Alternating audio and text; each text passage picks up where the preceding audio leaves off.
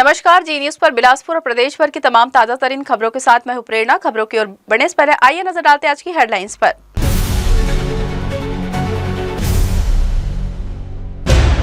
नक्सलवाद खत्म होने के दावे पर मुख्यमंत्री का बड़ा बयान, कहा इसके लिए केंद्र सरकार को देना चाहिए श्रेय। तो वहीं पूर्व मुख्यमंत्री ने नक्सल खात्मे पर चर्चा की, दी चुनौती। छत्तीसगढ़ में स्वास्थ्य सेवा को सशक्त बनाने की हो रही कोशिश, 370 नए एम्बुलेंस को मुख्यमंत्री ने दिखाई हरी झंडी। शहर से ग्रामीण क्षेत्रों तक तेजी से पहुंचेगी एम्बुलेंस। रेल टिकट व्यवस्था पर यात्रियों में खासा आक्रोश, डिजिटल और अलग काउंटर में गड़बड़ी का आरोप, जांच की मांग हुई तेज। और महावीर जयंती पर जैन समुदाय ने निकाली भव्य शोभा यात्रा, आस्था, अनुशासन और अहिंसा के साथ दिखा भक्ति और श्रद्धा का भव्य समागम। तो यदि हेडलाइंस और खबरें विस्तार से। 31 मार्च को छत्तीसगढ़ के लिए ऐतिहासिक बताते हुए मुख्यमंत्री विष्णुदेव साय ने नक्सलवाद के खात्मे को लेकर बड़ा दावा किया है। उन्होंने कहा है कि राज्य में नक्सलवाद तेजी से समाप्ति की ओर है और इसके लिए केंद्र सरकार के नेतृत्व को श्रेय दिया जाना चाहिए। मुख्यमंत्री ने प्रधानमंत्री नरेंद्र मोदी और केंद्रीय गृह मंत्री अमित शाह का आभार जताते हुए कहा कि उनकी रणनीति से प्रदेश में सकारात्मक बदलाव आया है। मुख्यमंत्री साय ने कहा कि छत्तीसगढ़ की 3 करोड़ जनता की ओर से केंद्र नेतृत्व को धन्यवाद दिया जाता है। उन्होंने जोर देकर कहा कि सुरक्षा बलों की लगातार कार्रवाई और केंद्र राज्य समन्वय के कारण नक्सल प्रभावित क्षेत्रों में हालात तेजी से सुधरे हैं और विकास कार्यों को भी गति मिली है। वहीं पूर्व मुख्यमंत्री भूपेश बघेल ने बयान पर पलटवार करते हुए साय ने कहा है कि उनके द्वारा दिए गए बयान पूरी तरह असत्य है। उन्होंने आरोप लगाया कि अपनी कमजोरियों को छिपाने के लिए इस तरह के बयान दिए जा रहे हैं, जबकि वास्तविक स्थिति इससे अलग है। साय ने आगे कहा कि दिसंबर 2023 में नई सरकार बनने के बाद ही केंद्र सरकार ने इस मुद्दे को गंभीरता से लिया। गृह मंत्री के छत्तीसगढ़ दौरे से दौरान नक्सल प्रभावित क्षेत्रों की समीक्षा की गई, जिससे यह सामने आया कि देश में 75% से अधिक नक्सल गतिविधियां छत्तीसगढ़ में ही केंद्रित थी, जिन पर अब प्रभावी नियंत्रण किया जा रहा है। आज 31 मार्च का ये दिन छत्तीसगढ़ के लिए बहुत ही ऐतिहासिक दिन है। एक तो नक्सलवाद समाप्त हो रहा है छत्तीसगढ़ से और इसके लिए हमारे देश के यशस्वी प्रधानमंत्री जी श्री नरेंद्र मोदी जी और केंद्रीय गृह मंत्री श्री अमित शाह जी को बहुत बहुत धन्यवाद। छत्तीसगढ़ की 3 करोड़ जनता के तरफ से साधुवाद। ये नक्सलवाद छत्तीसगढ़ के विकास में एक बहुत बड़ा रोड़ा था, बाधक था और माननीय गृह मंत्री जी ने संकल्प लिया था कि 31 मार्च 2026 तक इसको समाप्त करना है और उनका संकल्प पूरा हुआ है। अब बस्तर क्षेत्र बहुत तेजी से विकास करेगा, जो 40 वर्षों तक विकास से अछूता था। भूपेश बघेल जी ने जो कहा है बिल्कुल असत्य कहा है। अपनी कमजोरी को छिपाने के लिए उन्होंने ऐसा कहा है, जबकि दिसंबर 2023 में छत्तीसगढ़ में सरकार आने के बाद अगले ही महीने माननीय गृह मंत्री जी छत्तीसगढ़ आए और यहाँ पर जितने भी नक्सल प्रभावित प्रदेश थे उनका समीक्षा हुआ। उसमें ये पता चला कि 75% से ज्यादा नक्सलवाद छत्तीसगढ़ में है।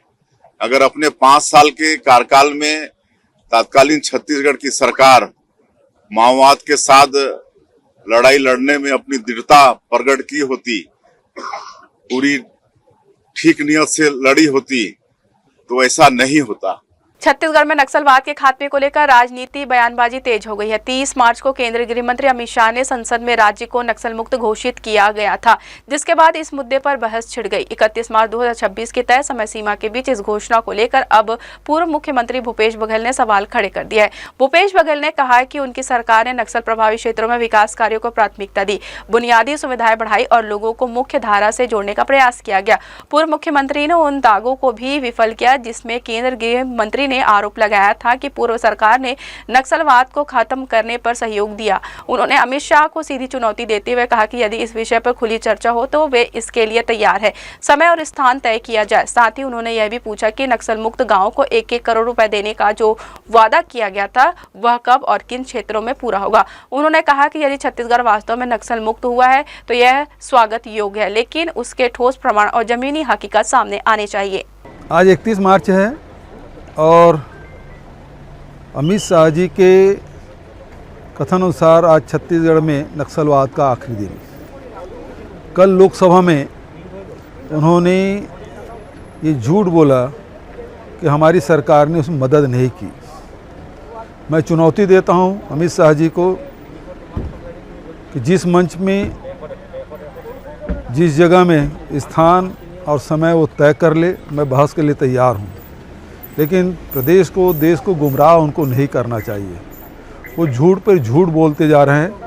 नक्सलवाद के मामले में कांग्रेस का स्टैंड बहुत स्पष्ट रहा है और कांग्रेस की नीतियों के अनुरूप हमने काम किया है। राजनीतिक, सामाजिक, आर्थिक रूप से हमने वहाँ के आदिवासियों को संपन्न बनाया। वन अधिकार पट्टे दिए, स्कूल खोले, उनके इलाज की व्यवस्था की, पीडीएस साहब खोले, राशन कार्ड हमने दिए, जबकि भारतीय जनता पार्टी की सरकार ने इसे महरूम रखा था, वंचित रखा था, और वो सब हमने काम किया है। केवल नक्सल मोर्चे पर हमने दो तरीक़े की रणनीति अपनाई। पहली बात है कि विश्वास अर्जित करना, वहाँ के जो बस्तर के वासियों का विश्वास अर्जित करना, और दूसरा जैसे जैसे नक्सलवाद पीछे हटते गया, हमने वहाँ विकास के कार्य किए तो लोगों को विश्वास बढ़ा और मुख्य धारा में लोग लौटे, नक्सलवाद पीछे हटा, 600 गांव हमने खाली कराया। अब मैं शाह जी से पूछना चाहता हूं, आप ही घोषणा किया था जिस गांव में नक्सल मुक्त होगा उस गांव में 1 करोड़ रुपया हम देंगे। अब नक्सलवाद आज 31 मार्च है, समाप्त हो गया, तो बस्तर के प्रत्येक गांव में 1 करोड़ रुपया कब देंगे, ये अमित शाह जी से मैं पूछना चाहता हूं। बिलासपुर में पिछले कुछ समय से विद्युत सब स्टेशनों में आगजनी की घटनाएं लगातार सामने आ रही है। मोपका और सरकंडा क्षेत्र में हाल ही में हुई घटनाओं ने बिजली विभाग की चिंता बढ़ा दी है। इन घटनाओं के पीछे लापरवाही और रखरखाव की कमी को प्रमुख कारण माना जा रहा है। दरअसल बारिश के मौसम में स्टेशनों के आसपास बड़ी संख्या में जंगली पौधे उग जाते हैं। इन्हें हटाने के लिए विभाग द्वारा दवाओं का छिड़काव किया जाता है, जिससे पौधे सूख जाते हैं, लेकिन कई स्थानों पर सूखे पौधों को समय पर साफ नहीं किया गया, जिसके चलते वे आग पकड़ने का कारण बन गए। इन घटनाओं को गंभीरता से लेते हुए बिजली विभाग ने अब सभी स्टेशनों में नियमित सफाई और निगरानी के सख्त निर्देश जारी किए हैं। अधिकारियों को खासतौर पर उन क्षेत्रों में सतर्क रहने को कहा गया है जहां आग लगने की आशंका अधिक है। विभाग का मानना है कि समय रहते उचित कदम उठाकर आगजनी की घटनाओं को रोका जा सकता है और बिजली आपूर्ति को बाधित होने से बचाया जा सकता है। देखिए, नगर निगम क्षेत्र जो हमारा है उस क्षेत्र में करीबन 80 नए ट्रांसफार्मर हम लोग लगा चुके हैं और 3 सब स्टेशन में हमने क्षमता वृद्धि और अतिरिक्त ट्रांसफार्मर लगाने का काम भी किया है। लाइनों में ओवरलोडिंग ना हो इसलिए हमने एक नई लाइन खींच के हमने सर्किट हाउस तक चालू किया है जो तोनी से आ रही है। दूसरी लाइन हमारे काम चल रहा है जो सनीचरी वाले पे काम चल रहा है, जिसमें जो रिवर क्रॉसिंग का काम हो गया है, दोनों तरफ जोड़ने का काम बाकी है। तो ये हम लोग 1 हफ्ते में करके उसमें हमारे पास मतलब कम से कम 600 एम्पियर लोड लेने की और क्षमता में वृद्धि हो जाएगी। ग्रामीण क्षेत्र में अलग अलग जगह में हम लोग समस्याओं को चिन्हांकित किया था और उसके अनुसार काम कर रहे थे। इसमें भी हमारा जो काम था वो हो चुका था। ये समस्या पिछले साल से हम लोगों ने तय किया हुआ था, जिसके आने हमने पेंड्री में एक अतिरिक्त ट्रांसफार्मर लगाया था, लेकिन उस ट्रांसफार्मर को लगाने के बाद जो लाइन जोड़ने का काम था वो बाकी था। छत्तीसगढ़ में लंबे इंतजार के बाद विश्वविद्यालयों में कुलपतियों की नियुक्ति को लेकर बड़ी घोषणा की गई है। राजभवन से जारी आदेश के अनुसार अटल बिहारी वाजपेयी विश्वविद्यालय के नए कुलपति के रूप में प्रोफेसर ललित चंद्र पटेरिया की नियुक्ति की गई है। वहीं शहीद नंद कुमार पटेल विश्वविद्यालय के लिए विनय कुमार को नया कुलपति बनाया गया। प्रोफेसर ललित चंद्र पटेरिया इसके पहले गुरु घासीदास केंद्रीय विश्वविद्यालय में प्रोफेसर के पद पर कार्यरत रहे। साथ ही वे वर्तमान में शहीद नंद कुमार पटेल विश्वविद्यालय के कुलपति का अतिरिक्त प्रभार भी संभाल रहे थे। अब अटल बिहारी वाजपेयी विश्वविद्यालय की जिम्मेदारी मिलने के बाद उनके सामने संस्थान को नई दिशा देने की बड़ी चुनौती होगी। विश्वविद्यालय में चल रही विभिन्न जांच और प्रशासनिक चुनौतियों से निपटना भी उनके लिए अहम रहेगा।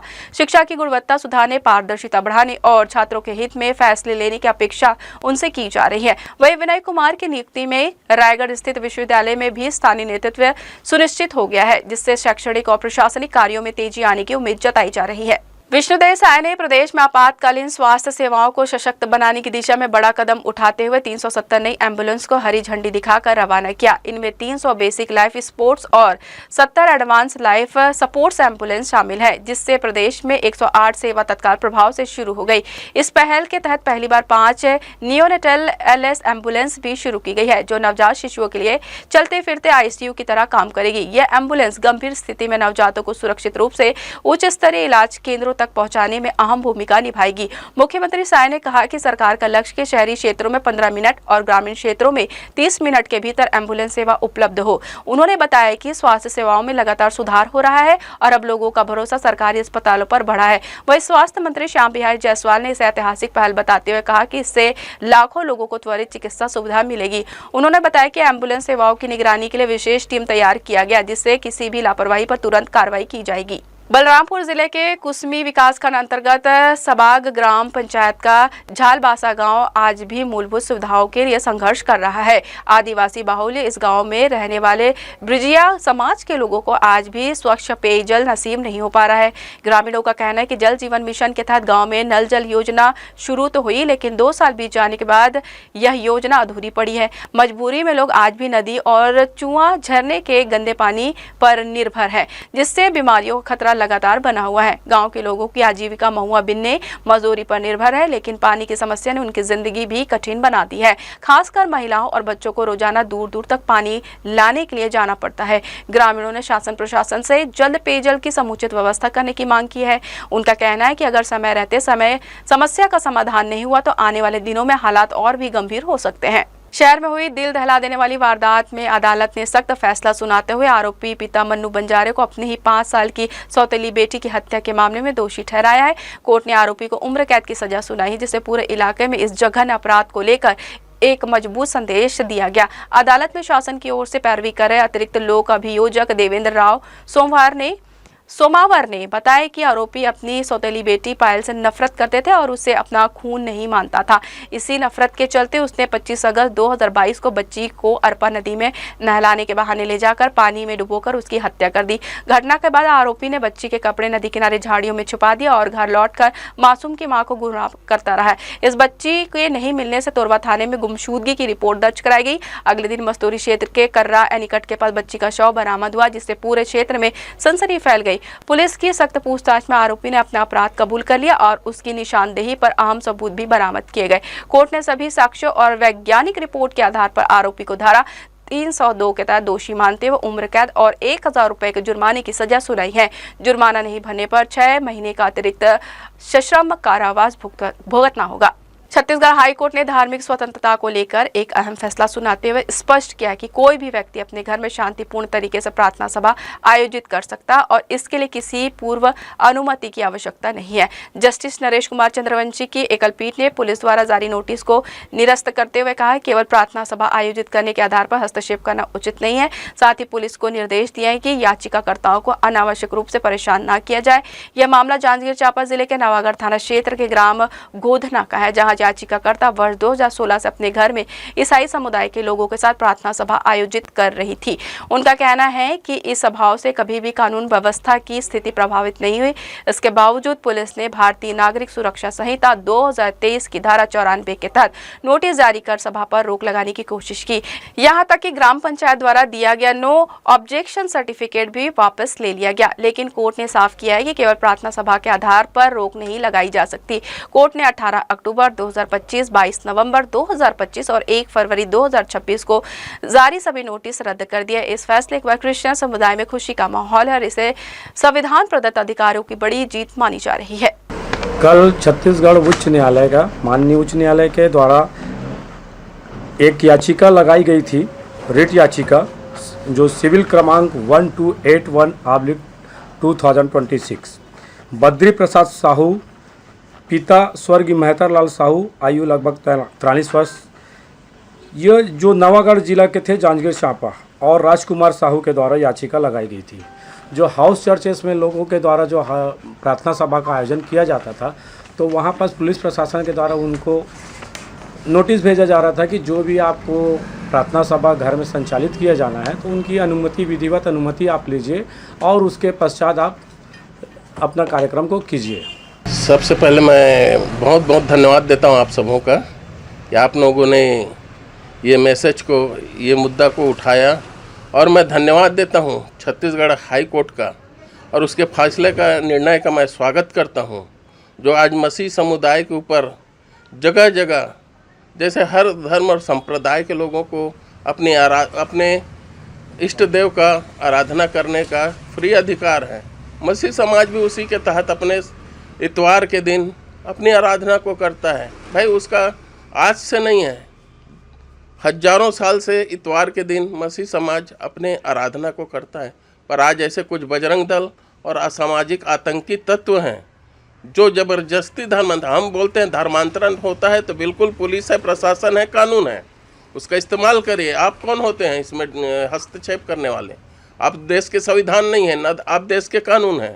बुलेटिन में खबरें अभी और भी, वक्त तो चले छोटे से ब्रेक का। हम लौटेंगे जल्दी इस छोटे से ब्रेक के बाद।